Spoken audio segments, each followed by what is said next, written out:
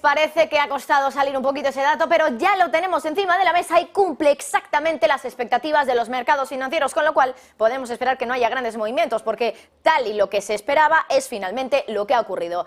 3,0% la inflación PCE en Estados Unidos. De momento es el dato genérico, el dato de la inflación general en términos anuales, cada vez más cerca de ese 2% de objetivo de la Reserva Federal. Los mercados lo tienen muy claro, la desinflación, el proceso está en camino.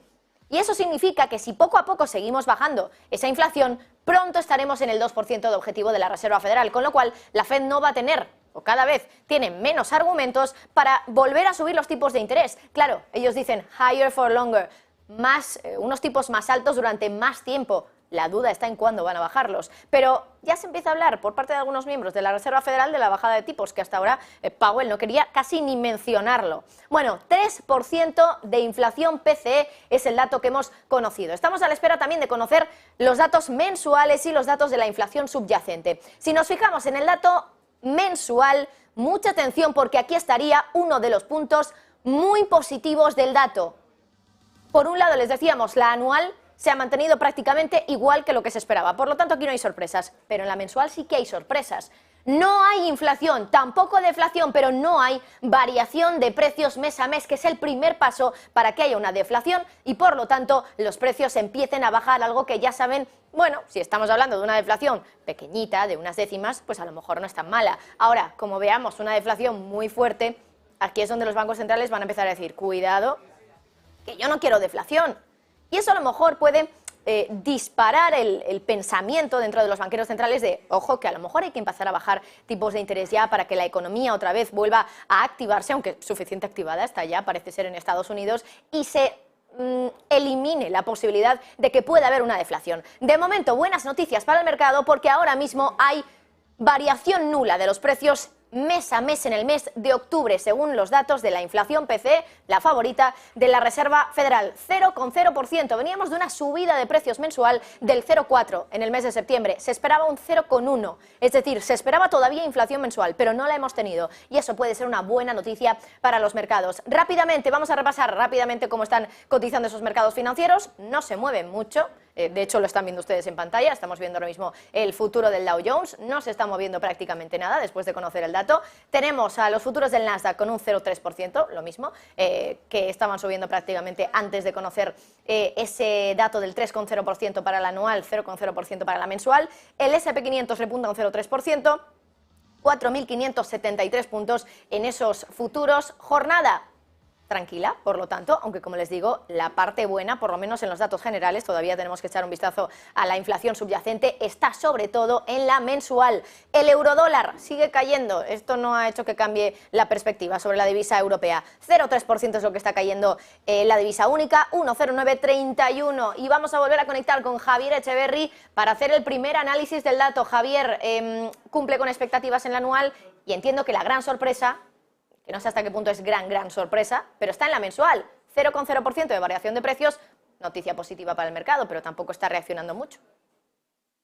Sí, indudablemente me quedo un poco con tu apreciación, ¿no? Más que gran sorpresa es efectivamente una buena noticia. Finalmente nos encontramos en un escenario sin inflación en la mensual y, por tanto, bueno, esto desde luego es una excelente noticia. En los mercados, ¿qué es lo que vemos? Pues básicamente un poquito de ruido, se está cumpliendo los pronósticos y, por tanto, con ese 3% no hay un gran movimiento. Sí que es probable que tengamos una reacción un poco más tardía, como sucedió ayer con ese dato del PIB, que vimos que en principio había un poco esa reacción tardía hasta que finalmente recortó bastante durante la jornada. Creo que hoy puede suceder algo similar. En principio, como te digo, los mercados no tienen un gran motivo para tener un impulso fuerte y, por tanto, lo normal es que sigan acumulando un poco en esa zona de máximos que venimos comentando, en la cual, si pasamos de nuevo a velas diarias, vamos a poder observar justamente